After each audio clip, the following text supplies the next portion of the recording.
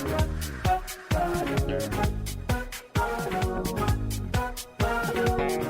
this is Carrie from Wrap Your Head Around Silks. This is the Expecting Aerialist podcast, now part of the Digigent family of podcasts. How's it going, guys? Wonderful to have you this week. And before we get started, time's a-ticking, but we are open still for applications for teacher training June 24th and 25th. Soon to close, but if you can get in, let me know. Carrie at wrapyourheadaroundsilks.com to apply. Would love to have you. And we also have out aerial rehab, which is meant to be the bridge between PT and your aerial practice, ground to air progression. I've got so many micro progressions there for things like hip keys and inversions. I've got my beginner to intermediate course and, of course, Roll It Out, which is on Sundays at 7 p.m. Pacific time. Zoom, we jump on there.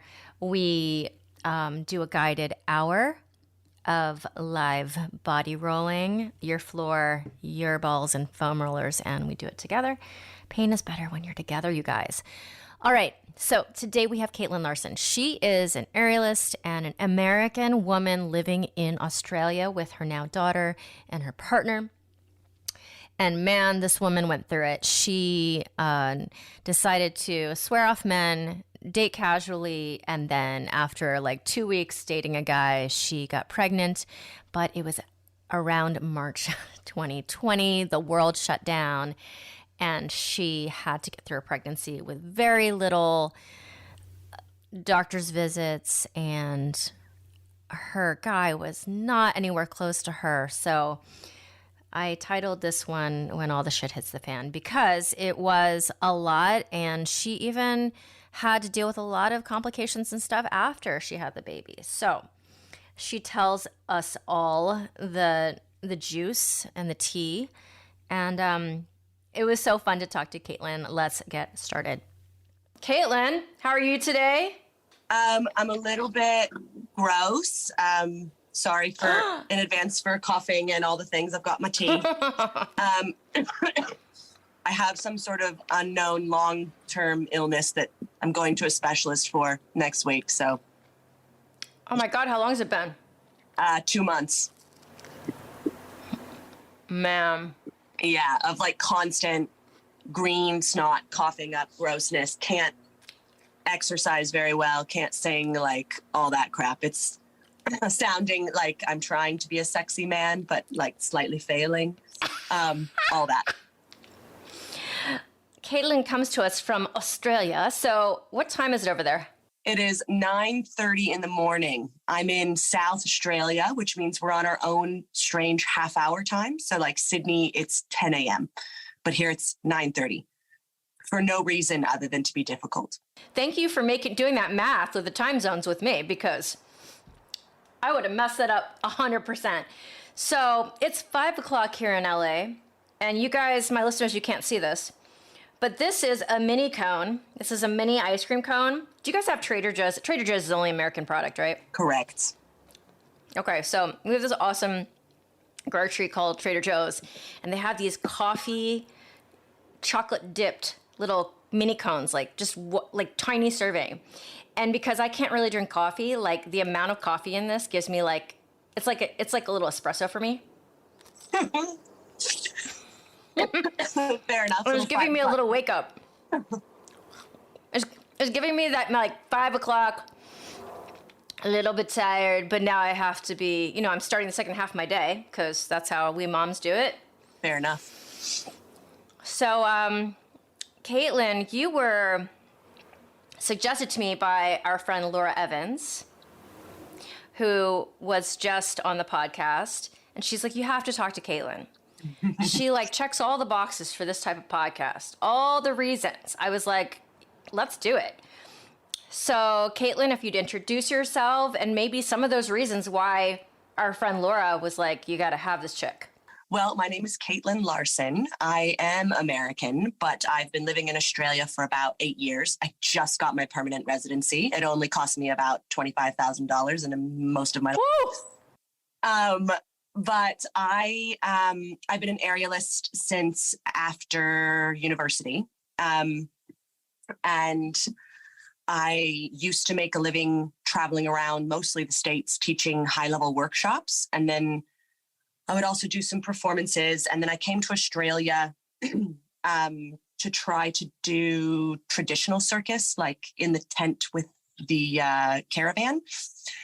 Discovered that was not for me, and then ended up settling in Melbourne and working on my next degree in exercise science.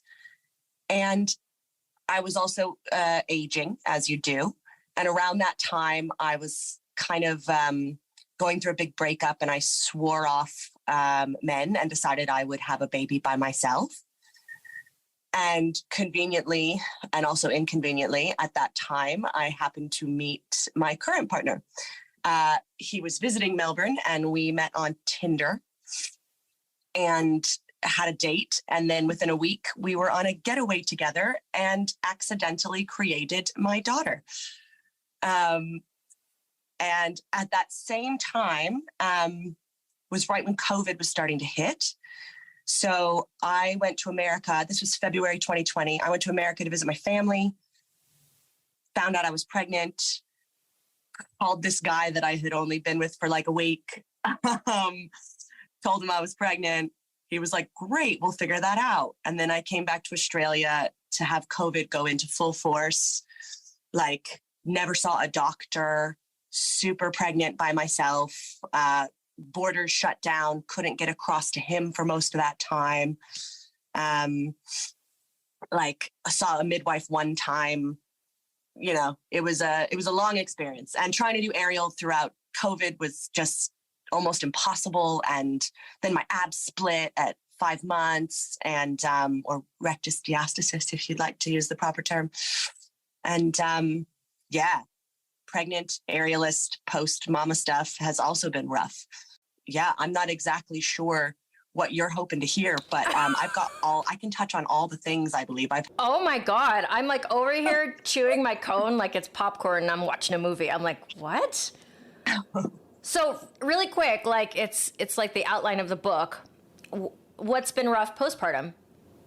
So like just touch on it. Yeah. So physically postpartum, there were some complications. The healthcare system's not the greatest out here in the country. I'm in South Australia now, not Melbourne. And there was an infection. So about a week after birth, I started like having convulsions, and I had to go back in and have surgery and have them remove the infection. Turns out there were 2 other infections in the same hospital for 2 different C-sections that same time.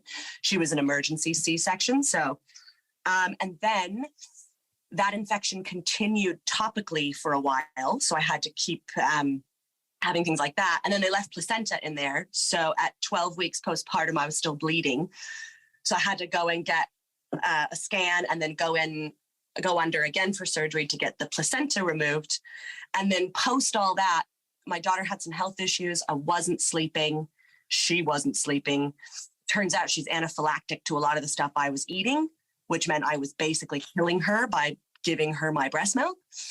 And then I got PPD quite severely. So it was a rough go. Yeah, and my family was trapped across, borders. My mom came over and quarantined about 6 months into Emmy's life. Imogen's my daughter, and that's the only one who had met her until recently. So it was pretty shit, honestly. And now I'm one and done. Like after that. I was going to say, that's not a very good experience obviously wouldn't be repeated the same, but pandemic was hard on everyone, but whoa, that's really hard. It took its toll. And I waited a while. I can imagine. So, I am on the older end in the so-called geriatric pregnancy age, but how old are you now? I'll be 37 next month. Oh yeah, you're considered geriatric after 35, but yeah. I had my little bean. She was born at 42. Oh shit! And then, sorry. Yeah, now she's gonna turn. Oh, we can swear. Don't worry. Okay. I do a full edit, but I'm pretty sure people just enjoy when it's just really free flowing. At least I do. Agreed. which is why I don't really plan these things, because I like to be so shocked and surprised when somebody tells me their story, so I can like, it's juicy. It's like a juicy fruit for me to bite into. So there is a lot there. Okay, let's go back. Yeah. Where do you want to traveled around the States and you taught. I want to start from the beginning. So Okay. you taught. What was it that made you want to travel and teach like that versus like, were you kind of a gypsy anyway? So I've always had that travel bug. My dad is from Sweden, and so I was taking trips there as a kid and just really enjoying meeting all these kids who could speak 3 languages by the age of 5. And I was just this kind of dumb American being like, I only have English. Hi. So I'm from Nevada, but I went to school in New York. I went to university at NYU, and kind of to have distance, but also to have that big city life. And after that, I actually became a tour director. So my job was to take people on vacation and be like, if you look out of the right side of the bus, you'll see. So I did that for a bit. And then I found circus. So circus kind of combined all of those wonderful things together. Acrobatics, teaching, travel, performing. And so after I went to circus school in England and I came back and I started teaching with some different companies, like low-level kid stuff. I started to... How old were you when you did all this? I was just post-college, so I was about 21. Oh, I see. Okay. When I found circus, yeah. So, but I had been a gymnast when I was a kid. I broke my back when I was 14, so I had to quit. So traction, hanging. You should see my face. I love when you just like people just drop stuff like I broke my back in half, and so then I had to rethink the whole thing. Yeah. Well, what do you mean by that? Yeah, when you break your back and you can no longer tumble, then you're like, well, maybe those, routines that I was creating when I was like doing a Ghostbusters floor routine for gymnastics, and they were like, no, you can't be the ghost running away from the Ghostbusters. That's not how this works. It's a routine. It's not a performance. I was like, oh, right. I was like, maybe that was my body being like, this is not for you. These rules, they don't. What does that mean? Did you have a hairline fracture? Like what? So I actually broke my back competitively weightlifting the first year of high school. And I was only 4'11" and like 90 pounds. And I was power cleaning where you like jerk it up to your chest. And my spotter didn't spot me correctly. I was lifting way too much weight because the football coach thought it was cool that a girl was strong. And yeah, I fell badly. I fell into the weight rack. The weights fell on me. And I fractured 2 vertebrae and tore the discs in between in my lower back, L4, L5. So luckily I didn't have surgery. I had physical therapy for about 6 years. And because of gymnastics, I was stunted in height for what I was supposed to be. And when the growth plates in my heels finally fused together and healed, I grew about 6 inches, and that left all this lovely room in my spine for scar tissue. Oh. So I got real lucky and never had to have surgery. And now I just have to stay fairly fit. Like when I get chubby or weak, I get a lot of back pain. Like right now, because I've been sick for so long, I'm a little bit chubby and a little bit weak and my back hurts. Oh my God. You could do like 3 episodes of this podcast. I think there'd be enough material. Okay. So you came back from circus school and you were traveling and teaching. What did you learn from that time in your life? What is it like to teach aerial all over the U.S.? Your community expands exponentially. It's wonderful to see that in most places, circus is really about being the island of misfit toys and just like really accepting anyone and everyone who comes in. It made me also realize that travel without circus was not even as close to fulfilling, because you're not going somewhere and having this amazing, wonderful, welcoming community that just like accepts you no matter what. When you travel without knowing somebody in that place, or even with only knowing like a family with kids or whatever that like doesn't have the same interests as you do, it's very limiting. But it also makes you realize how much you give up to maintain that lifestyle. And it was worth it for me, you know, having very few belongings and constantly sleeping in planes instead of in beds, and, you know, driving long distances after coaching for 10 hours. It was worth it for me for a while. But yeah, you do give up a lot. For a while? What does that mean? How long? Oh, a while, like 8 years. Yeah. Wow. But you wouldn't be on the road just and out. Would you go back to Denver? Yeah, I would take stints. So I would take gigs in certain places. So I used to also run like flying trapeze schools. So if you know of Trapeze School in New York, they have different schools all over the States, right? So I would come and like be a kind of like a specialist for them for a while in DC. I used DC as a home base for a while, Washington, DC. And like I was training their new people to be flying trapeze instructors at the same time. Teaching aerial and putting on shows. Dallas was another hub for me. There was a flying trapeze school there that I would help with, and also a friend owned an aerial school down there, still does actually. And she would bring me in to either coach high level stuff or help put on a show. We created like a ridiculous, wonderful show about people in an insane asylum in the 1890s and put it on stage, like a big I love it. Dallas stage, all aerial, all ridiculous, all wonderful. Nice. So yeah, I had hubs, and I also lived in Puerto Rico for like almost 2 years because Trapeze School New York opened a school down there, and I was helping run that and then run that for 2 different years. So. And through all of this, you the years were going by, and you decided, I'm just going to be a mom. Well, on my own. Yeah, I always knew I wanted to be a mom. But I wasn't sure about how, or like it was going to be with a circus show. I kind of came to Australia on accident. So I was with a guy at that time who was he was wonderful. He was much younger than me though. I used to date much younger. Not always the best choice. He was very into flying trapeze, and he had, at that time in his life, kind of like a small town mentality.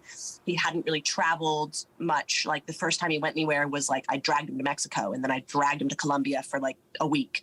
And I was like, if you don't travel with me, I'm done. I need to go places and do things. I was like, you pick the place. And he picked Australia. And I was like, what a cop out.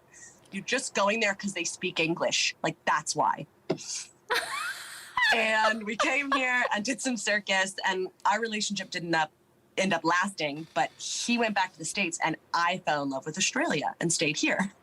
Well, people are there for a reason. Yeah. And then I dated some more people that didn't work out. And around that time in my, early 30s, I was like, yeah, F this. I am gonna just do it by myself. So I had saved up a bunch of money, which now has been put into the house that I live in instead of a baby. Well, also a baby. I love it. And right. And I was like, yeah, I'm going to do it on my own. And then I was like, while I finish saving this money and all these things, I'm just going to date casually. And so like on my profiles, it was like casual summer flings only, classy ones or something like that. And yeah, my current partner and I met up, and we were supposed to have a casual summer fling. And then, whoops, it lasted a lot longer. So I'm assuming you like each other too. We do. It very much worked out. Okay. The world just like, it made it happen for us, even with the pandemic. And like, he's got a son here. So I have a stepson. So he can't really leave. That's why I now live in the middle of nowhere. But you still love Australia. I do. Yeah, I really do. It's like America. It's very Western. It's like America, but with no guns and less bullshit. It's a very poignant point no Trump. Nowadays. And it's like there's still opportunity. So, for example, where I live, I just started a circus school, and I was the first one to do that out here. So even though it's slow growth in a country town, like I'm not stepping on anybody's toes. I'm not putting anybody out of business. I'm not competing, which was the only way I was ever going to run a circus school, because that was never my goal. Right. Oh, I love this. Okay, so this is so funny because I just feel like, man, when I was dating, so I got divorced and then I was 37 or 36. And I was like, I really wanted to have a partner and a baby. And I was considering doing it myself, but I didn't really want to. And I tell a story all the time. Like, I started dating like it was a job. Yeah. So pretty much like opposite of what you did. And if I had probably done what you did, it might have been less painful. I had already done the dating like a job. Oh, you had? All right. Okay, so okay. Got it. Yeah, I just jumped on it a little earlier in the early 30s. And then I was like, this job blows and I am not yielding good results. Oh, yeah. Well, I mean, who knew that, like, creating anxiety on the first and second date with a dude, trying to plan your whole life out with a guy you don't even know you like, doesn't really work. I mean, shocking. This is totally shocking that doesn't usually give us the good result. See, this is why I love the podcast. I always say this too. My mom was just like, get off the phone with your girlfriends. You're never gonna, go study. You're never gonna use that. You're never gonna. Well, guess what, Mom? Professional podcaster. Who knew? Take that. Take that. I totally use the skill set every day. Okay. So let's keep on moving in the story. Okay, so it was the very beginning of the pandemic. Australia was under a lockdown that was similar to the United States, or more strict? More strict, right? It was more strict, yeah. They tried to jump on it really quickly because, New Zealand is so close to us. Yeah. At the time, their prime minister did a really great job of like containing and locking down, and it was really rough for them, but it worked. Over here, they were trying to do a similar thing, but not doing as great of a job. So where I was in Melbourne, we were masking up by March. Their first lockdown was like end of March or early April. And like the lockdowns, there were like 4 or 5 different ones. So like I was teaching, I had like shows planned. We had Fringe on. My performance troupe was like ready to do all these things. We were putting together a new show, and I had it all worked out because these things were happening by the time I was 5 or 6 months pregnant, so I could still do it, and not be too huge. But lockdown hit, and I lost like 85% of my income all of a sudden, and that was not in the plan. So, yeah. And then I was able to, so the way that the border closure worked, I was able to enter South Australia. So Zach, my partner, lived about an 8-hour drive from me. So I was able to drive into South Australia as long as I only stayed at his house. So it was like a quarantine situation where I could go, and then I had to like take a COVID test. The police had my phone number, and they would check on the house randomly, and you had to like wave from the window and not exit. And you had to stay in the backyard and or the house. So, and he couldn't visit me the same way, because if he came back, he would have to quarantine for 2 weeks before he could go back to work. And he couldn't do that with his job and his son. And I didn't have to quarantine because Victoria versus Australia, the 2 different states, had different quarantine rules. I see. So being super pregnant and nauseous for the first 3 months, and then like just raring to go the next driving day. 8 hours. Yeah. So I would just every couple weeks for the first part of the pandemic, I would drive 8 hours there, stay for like 4 or 5 days. Cause at that point I was coaching online exclusively because there was no in-person classes anywhere. And then I would drive the 8 hours back and, work a little bit in person at my other jobs. And yeah, that was pretty shit. But I did get to see a bit of the area that I live now outside the car window. And, saw some of the the people in the area. And but then about 6 months into the pregnancy, the borders locked down completely and we couldn't get back and forth. And wow. around that time, we had decided that we actually loved each other and wanted to try this, and that I was probably going to move over here. But then I couldn't get over here. I was trapped and we were getting closer and closer to the due date. And I still hadn't seen a doctor. And I'm sitting there at home, like they're telling me. You hadn't seen a doctor because they wouldn't take patients? Because of the lockdown. Yeah. So I saw an OBGYN over the phone one time. And I saw a midwife in person one time. Yeah. And then they were like, all right, you need to take your own blood pressure. You need to measure your belly. You need to make sure all of these things. And I was like, Luckily, one of my friends and circus students was also a midwife. So I would just call her and be like, I'm scared. This is happening. And she's like, put your feet up, drink a glass of water. If it doesn't change, call me in 10 minutes.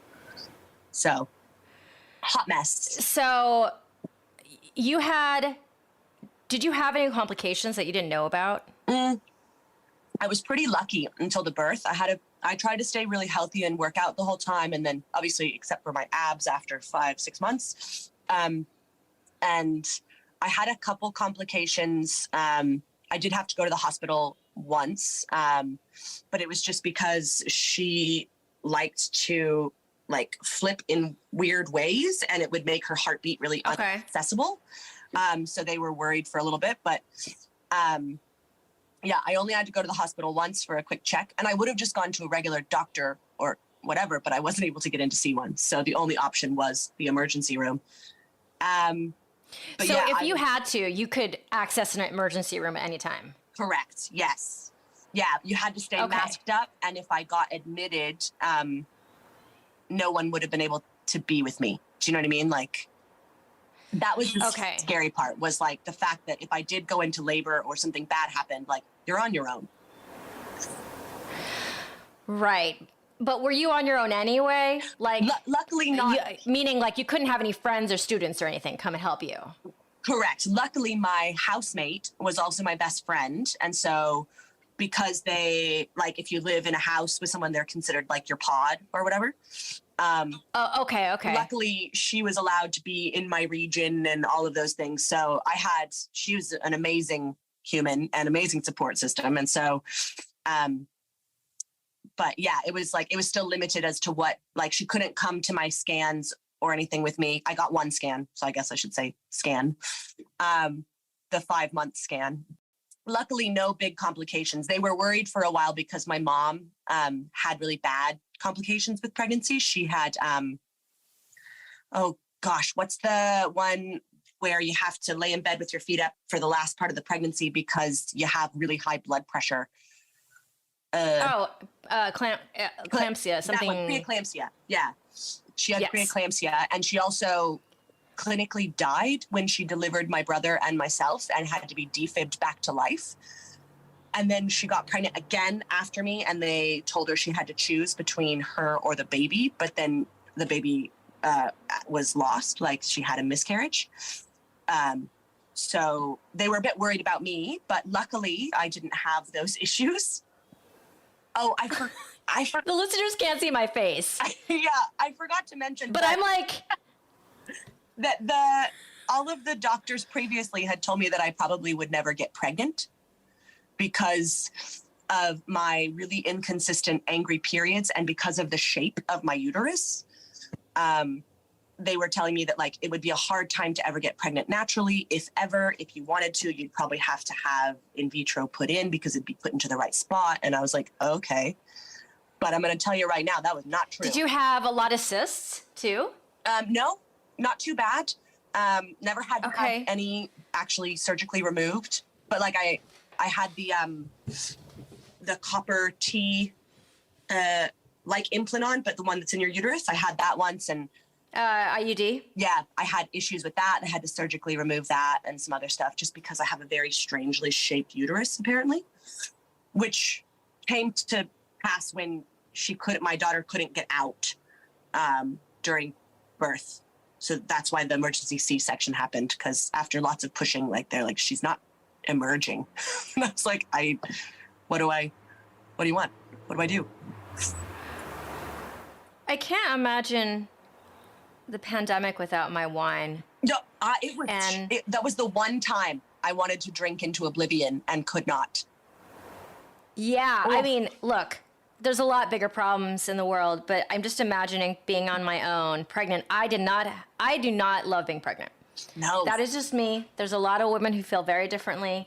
So like pandemic plus pregnancy, because I gave birth to my little bean 6 months before the pandemic. Ooh, so I had other issues. Had to go through being mommy in the pandemic. Yeah. Ooh. Yeah, totally. Yeah. So I think all around terrible. Wow, you have a lot of stuff. So this is me. Usually I know where I'm going, and I'm like, there's a lot of places to go here. No one knows what to do with me. It's not just you. Well, so it's almost like the universe was like, we're just going to give her a smooth pregnancy because she's already dealing with a lot right here. I like to think that was the case. Yeah. Maybe. And so emergency C-section, by this time, are you and your partner living together? Yeah. So we applied so you couldn't get across the border. There was just like a no-go for anybody. And we were applying and applying. We applied like 26 times to try to get me across the border. And it was called compassionate circumstances. And we were basically saying, I want to be with him for the birth. He can't come here. Like, we want to be together. I'm moving there. Can I come? I will do the test before. I will do the test after. I will quarantine. I will do what you want. And it took like 2.5, 3 months for me to get across the border at 36 weeks pregnant. And it happened all in like a day and a half. They were like, you can come. You have to arrive tomorrow at this time at the border. You'll get a COVID test. Police will escort you all the way to this hotel in a city 3 hours away from my partner, which is like the big city in South Australia, Adelaide. And they're like, you'll be put in hotel quarantine for 2 weeks by yourself. You have to pay $3,000 to do that.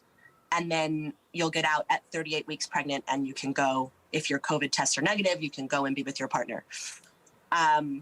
So that was horrible. Quarantine was horrible, but I used the pregnancy card and I got a balcony in my fancy hotel. So at least I got to go outside a little bit. Zach and his son drove down twice to come and stand in the park below my balcony and like hold up signs and have like food delivered to my room so that we could have like little moments. Yeah. And I had, which is a 3-hour drive from him. Yeah. And I had the Women's and Children's Hospital knew of my existence because I could go into labor at any moment. And they were like, yes, if you go into labor, your partner can come. You'll both have to mask up for the birth. And then you'll have to go back into quarantine for another 2 weeks with the baby by yourself. And I was like, I am just going to cross my legs. No babies until I'm out. So yeah, I held her in and it was all great. And I got out, and during that 2 weeks quarantine, we actually bought a house that I had only seen via video. So that's the house we're in now. And well, because all that money didn't have to go to IVF, right? Is correct. That basically? Yeah, so it's either going to go to my business or a house. And I was like, COVID, who knows until I'm going to be teaching face to face again. Let's buy a house. So I have somewhere to live. So yeah, we bought a house together, and in his name, because I didn't have permanent residence yet, so I wasn't allowed to be on the lease, on the title. So mortgage. Yeah, the mortgage. These are words that I've just learned as an adult. So I got out at 38 weeks. We got the keys the day after I got out of hotel quarantine. And then I spent the next 2 weeks tearing wallpaper off and pulling up floors and stuff at 38 to 40 weeks pregnant. And I got to see doctors in real life over here. And they were like, yeah, keep doing all that physical labor. That's great. That'll help the baby come out. No, it did not help her come out, because at 41 weeks, I finally I had had contractions for 3 days, and they finally got close enough together that I could go to the hospital. And then it took another like 6 hours for them to be close enough for them to like actually let me start pushing. Maybe 9 hours. Yeah, it was like midnight to 11 to morning. And I have a pretty high pain tolerance, as most of us aerialists do, because it's a very masochistic sport, right? And I was doing all the things. I was sitting on my ball. I was doing my like handstand type things. I was like going in the hot showers. I was using my TENS machine, everything. And like when my water broke all over Zach's shoes, sorry. When that happened, I had some really bad contractions, still too far apart to actually like push, but I vomited. Like into his hands, vomited because the pain was so intense. And at that time they were like, are you all right? Do you want drugs? And I was like, something's wrong. Something's wrong. I don't know what it is, but something's wrong. And they were like, nothing's wrong. You're fine. People vomit all the time. I was like, no, people might, but I don't. Not from pain. Something's wrong. You're going to have to pull her out. And they're like, no, it's okay. And I was like, why will no one listen to me and my body? And so, yeah, we went into actual labor, I guess, or the second part of labor. And I started pushing, and it wasn't working. Basically, they had all these students because it's also a teaching hospital. So here I am. Oh my God, I love when stories happen like this. Here I am thinking that I have modesty and that I was going to like be somewhat dressed. No, I'm naked from the waist down, and I just don't care because I'm in so much pain. And they're like, do you care if so-and-so watches? I was like, oh, I don't care. I don't care. And so there's like 4 or 5 people standing around looking at my vagina while I'm going through contractions and pushing. And they're like, oh, do you see how her asshole is puckering? That means she's doing a great job pushing. And I was like, okay, this is my birth story. Great. So was the angle of the head not dropping down into the... So she was actually angled fairly canal. Well, and they could see her crowning. Like for 2 hours of pushing, they could see her crowning, and they were like, you're doing great. Keep going. It's working. It's working. But I guess because of the weird shape of my uterus, she kept pulling back up into my rib area. So it was like, see her head for like one of the pushes, see her head for another push, and then the contraction would go away, and it was like she'd go straight up in there, and they couldn't find her anymore. Like they were like, she's too high up. And I was like, it's 41 weeks, just get her out. Like, I'm done. And yeah, so I pushed for like 2.5 hours, and then they were like, we have to go in. Her heart rate's going up. We have to get her out. And I was like, fine, great, do it. And then it took them a really long time to put in the spinal tap and like numb me down. Didn't work the first time, so I could still feel everything on one side, which was agony. To like have the whole left side of my body just like be screaming. And then they did it again, and everything went numb. And then, you know, they put up the sheet, and you're laying there, and by that time I'm drugged up, and I hate it because you have no control of your body, and you're numb from like the boobs down. And they're cutting her out, and everything seems to go okay. That whole part's really hazy. I just remember her being pulled out and shown to me, and she's got like jet black hair. And I was like, whose baby is that? And they were like, what does your partner look like? He's got like light brown hair as well.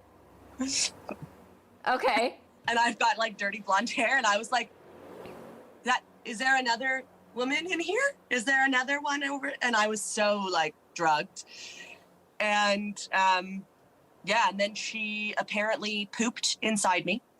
And then they put her, well, I was so nauseous, they had to give me more drugs to like take me out of it. I don't react well to going under.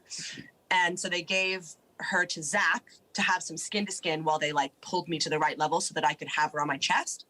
And then she pooped all down him while she was being held. And then she laid on me, and apparently she's real good at the boob. She latched on right away. And then they put her on the scale, and she shit all over the scale. And I was like, well, at least we know my daughter's a champion pooper. which she gets from her dad. And did she have any problems with swallowing it in utero? no, that's a thing. It happened as they were pulling her out, apparently. Is her pooping good now? Yeah, she's a good pooper. It's actually going in the potty now. Ching, ching. Oh, there you go. How old is your daughter now? She's almost 2.5. Okay, that tracks. Yeah. Mine is almost 3.5. What's the birthday? October 18th, 2020. No. Yeah. Really? They're a year apart exactly. Oh, we Lord. were in Hale 1 year apart exactly. Oh, I love it. Oh my God. What a year. 1 year makes a huge difference when there's a pandemic in there. Oh my God, I can't even imagine. We started to come out of the pandemic as I was raising her, so, being home all the time with her, ugh. Not a huge fan of the baby stage. Like, love the baby, very cute, cuddle, but like, God, just do something. And now she is, and it's great. Every single time Bean grows, I'm like, I imagine like her older, and I can't imagine loving her any more than I love her right now. And then she gets older, and more of her personality comes out, and I was wrong. Right? Totally wrong. Yeah, like when they say things like, I love you, mommy, or like in the shower, she goes, you're my woman. And I was like, yes, I am. You're my girl. My Bean likes to, if anybody talks to me, she goes, not her, not my mommy. Amy goes, no talking. I say no talking. Oh my God. So what is your aerial practice like now? Now it's decent. I have, the last 2 months have been a bit rough with this like mystery illness. Like I basically had pneumonia for a while, and then somehow in the summer in Australia, because I'm really talented. But basically that has eclipsed into something else, and I have some sort of infection in my lungs, and I can't breathe. But prior to that, things are going fairly well. So I got a rig. I had sold my stuff in Melbourne when I left, and I just had some equipment, but some apparatuses. But now I bought my rig in my backyard so I could start training post-baby. And it took a lot longer to get back up in the air because of that like infection and the placenta left behind. So I kept having to have like more surgeries and things. And then when the PPD hit pretty hard, it wasn't like I was going up and down with my training. And I found a space out here, but it didn't have very high ceilings. And I hung in there for just a little bit with some stuff. And it was just about to start teaching classes. I had like an open day and some like kids' school holiday programs. And then they were like, oh, you can't teach kids here. And I was like, I live in the country. That's like 90% of my clientele because I scare all of the adults. Like it's a slow roll with the adults out here, you know? They're like, it's not. They're like, oh my God, the American who hangs upside down? I don't know. So I stopped that, and I managed to find another space 2 blocks from my house. And I only get to be in there a couple afternoons a week, 3 to 4 afternoon evenings a week, but it's got beautifully high ceilings. And it's an aerial space. It's for aerial. It's a kids gymnasium, like for a school. So got it. I rent from them 4 afternoons a week and sometimes on the weekends and for shows and stuff. And I have my rigging installed with a beautiful pulley system with rope grabs. And I've got 8 points. I've got silks and liras and all those. Oh, that's nice. Yeah, because we have space in the country.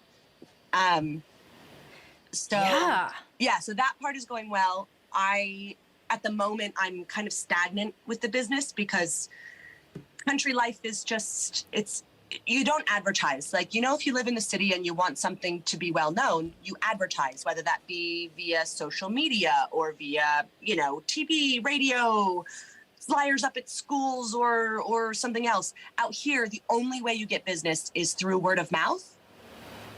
And when you know someone who knows someone. So it's like nepotism, but not being family style. It's like country nepotism.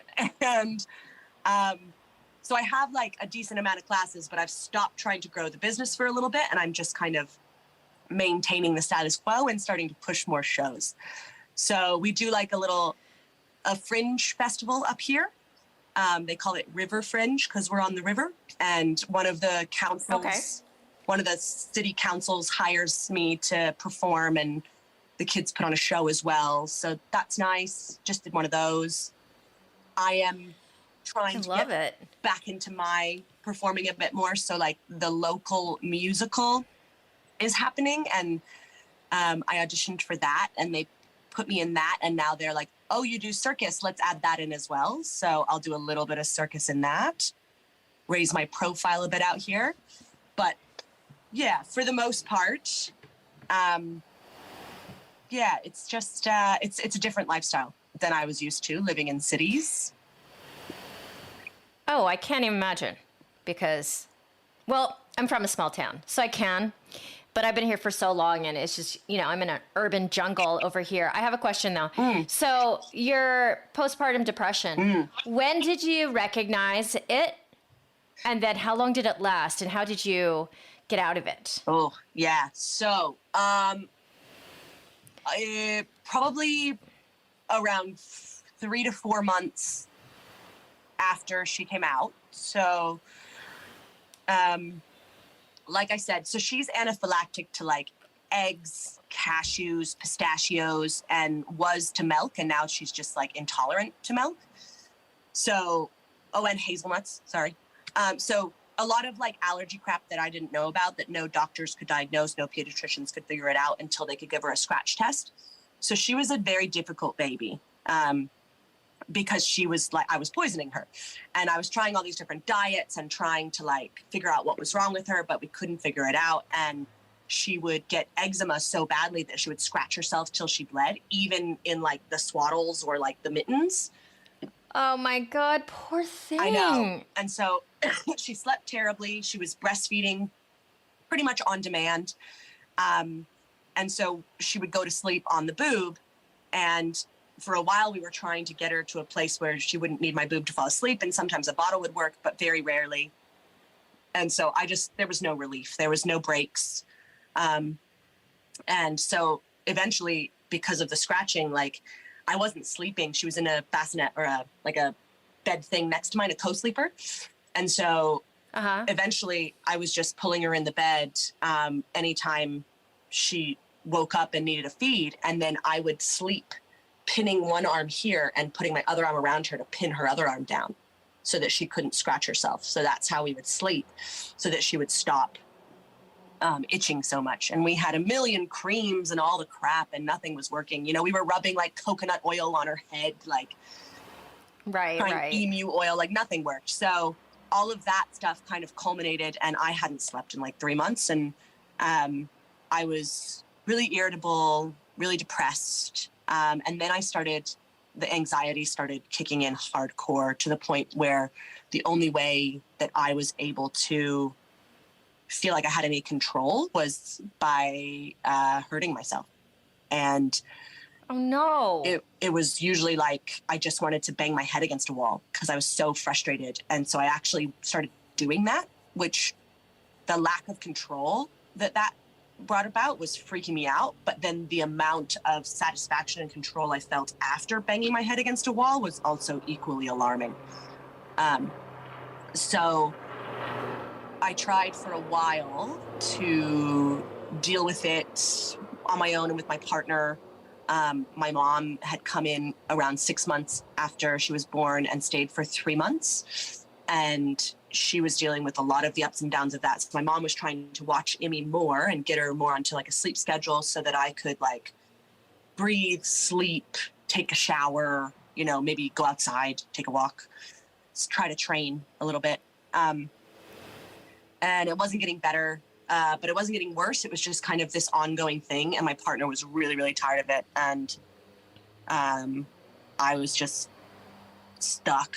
And so I don't remember exactly when, but I finally went to a doctor who was like, listen, your hormones are probably all over the place. Sometimes it's a chemical thing and you can't just fix it with non-medicinal ways. What do you want to try? Because I had tried talking to people as well, and that wasn't working. Oh, I tried talking to people and they told me that it was like, one of the therapists told me everything was my fault because your child is an extension of you. And so if you have anxiety, she has anxiety, and that's why she's having all these problems because of you. And I was oh like, my God. Like, so I had bad experiences with therapists, and I had a couple that just didn't help. Like, I talked to them for like 6 or 7 sessions and they just didn't help. And I was like, good Lord. So I was like, yep, fine.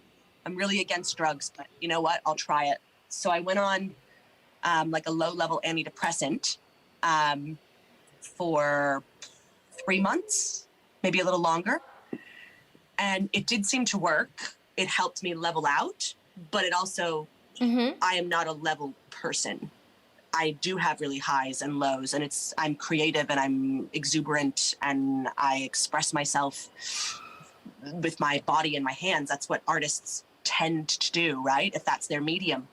And it made me feel very flat. And it took away a lot of my highs and lows, which is the point of the drug. It's supposed to help you regulate, right? But for someone who thrives on highs and lows, it really took away a lot from me. So, and it also just like completely zaps your sex drive, like gone.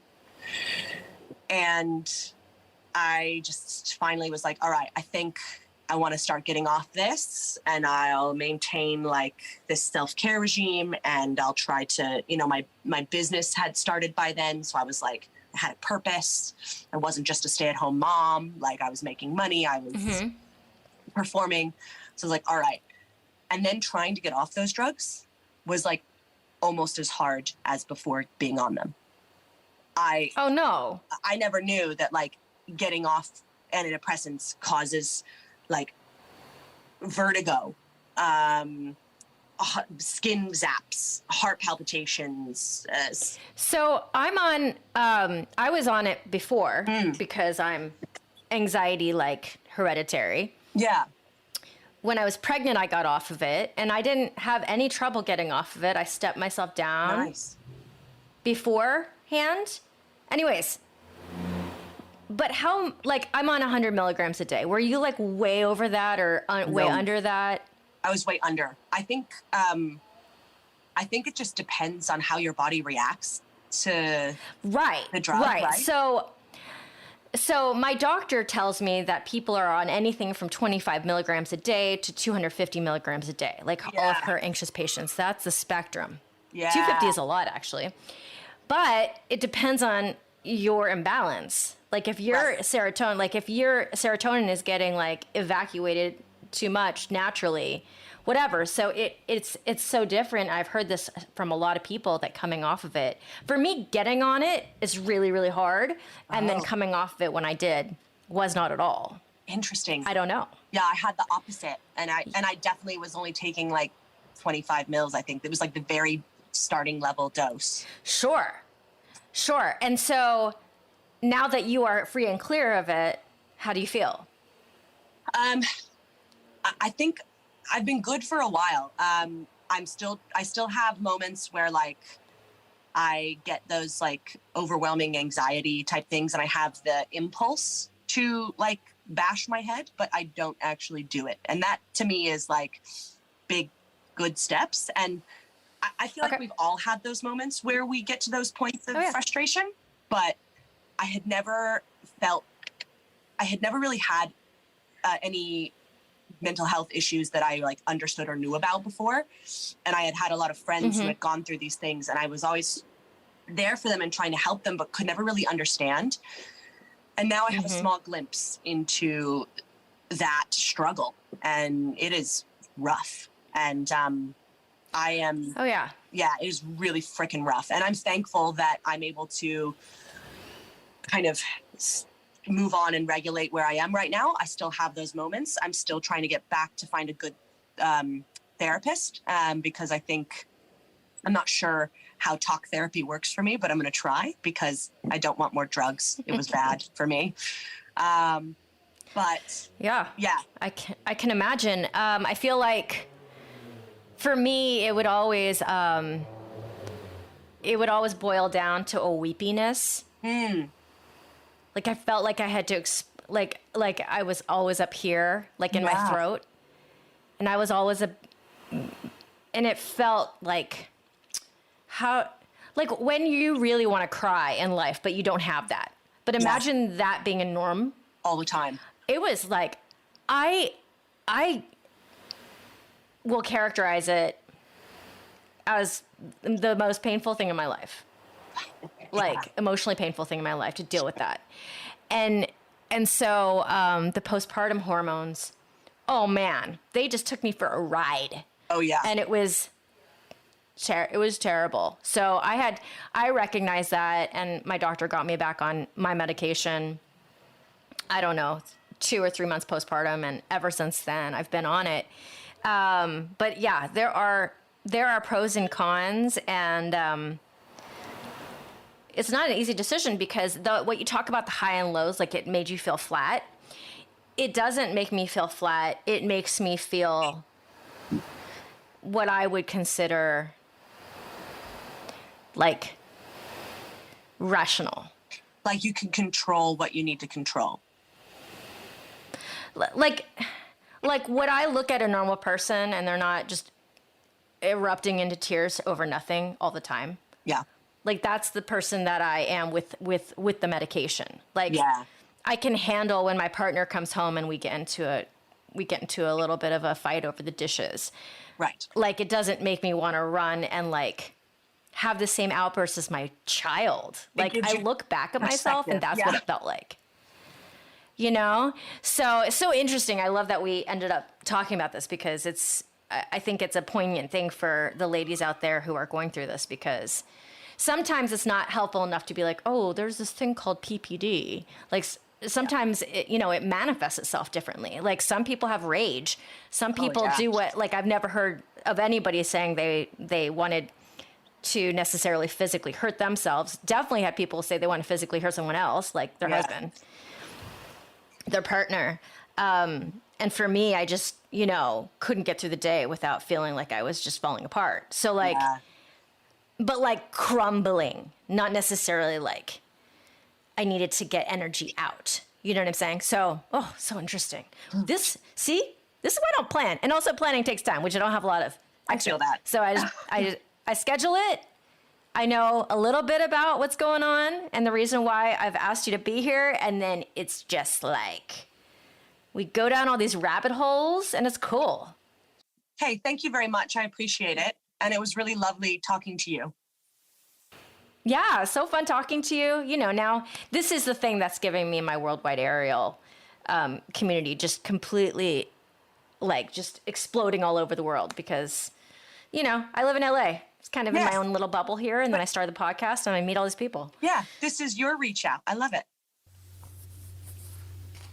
Caitlyn, so thank you so much for carving out the time and doing the math on the time zones and sharing your whole story. It's vulnerable, but you made me laugh. And I was definitely sitting back, eating my proverbial popcorn, listening to your story because it could be made into a movie for sure.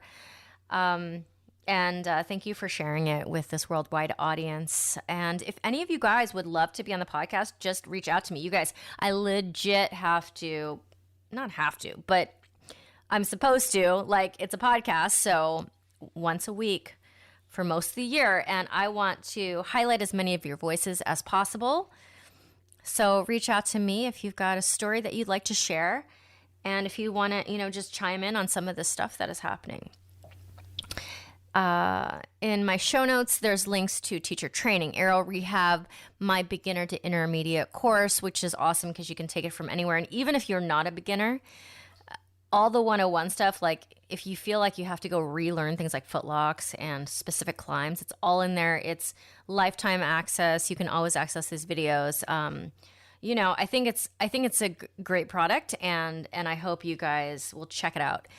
And if you would please honor me with a 5-star rating and a review, it makes the most difference in the world. I appreciate that so much from you guys. And thank you to Digital Podcasts. It is a wellness and health brand. If you want to hear about more broad topics, greener grass, I am the co-host of and the producer of. And so if you just want to hear more about the world and different perspectives of it, check it out there. It's in the show notes. All right, my friends, have an amazing week. I'll see you next time. Over and out. This is The Expecting Aerialist.